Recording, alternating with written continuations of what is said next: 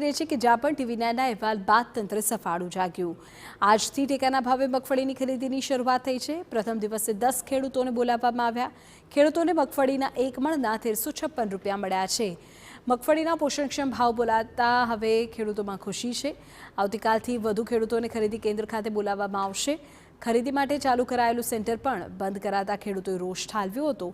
TV 9 દ્વારા ખેડૂતોની રજૂઆત ને લઈને તપાસ કરવામાં આવી હતી। પ્રાંત અધિકારીએ બેઠક યોજી ખરીદી શરૂ કરવા મુદ્દે નિર્ણય કર્યો હતો।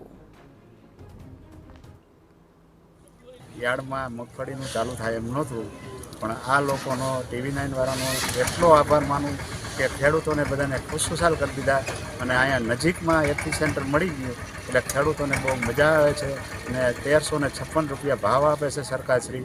તો હું સરકારશ્રીનો પણ આભાર માનું છું। 1356 રૂપિયામાં અત્યારે અમને મળી રહેશે અને ખેડૂત બધા ખુશખુશાલ છે। આશા રાખીએ કે ખેડૂતોનો માલ ગવર્મેન્ટ ખરીદી લે, કોઈ તંત્ર આડાહરું ના થાય। ગુજકો મસાલે અત્યારે ઓજત ફાર્મર પ્રોડ્યુસર આણંદપુરને ખરીદી ફાળવેલી છે, તો આજેથી મંડળી ખરીદી કરવા માટે ચાલુ બંધાયેલી છે। આજે 10 ખેડૂતોને બોલાવેલા છે। આવતીકાલથી રેગ્યુલર થઈ ગયા પછી વધારે ખેડૂતોને બોલાવી ઝડપથી કાર્ય થાય અને બધા ખેડૂતોનો લાભ મળે એમાં અમે સહકારરૂપ થશું। સરકાર દ્વારા ટેકાના ભાવે ખરીદીની શરૂઆત કરી દેવામાં આવી ત્યારે જૂનાગઢ માર્કેટિંગ યાર્ડમાં 11 નવેમ્બરના રોજ કાગળ ઉપર ઓપનિંગ કરી દેવામાં આવ્યું। ત્યારબાદ ગઈકાલે જ્યારે ટીવી 9 દ્વારા જે અહેવાલ રજૂ કરવામાં આવતા ખેડૂતોની વાતને જ્યારે વાસા આપવામાં આવતા જ્યારે તંત્ર સફાળે જાગ્યું અને ગઈકાલે જે પ્રાંત અધિકારીની અધ્યક્ષતામાં એક મિટિંગ યોજાઈ, ત્યારબાદ જૂનાગઢ તાલુકાની ખરીદીની આજ 21 નવેમ્બરથી શરૂઆત કરવામાં આવી છે।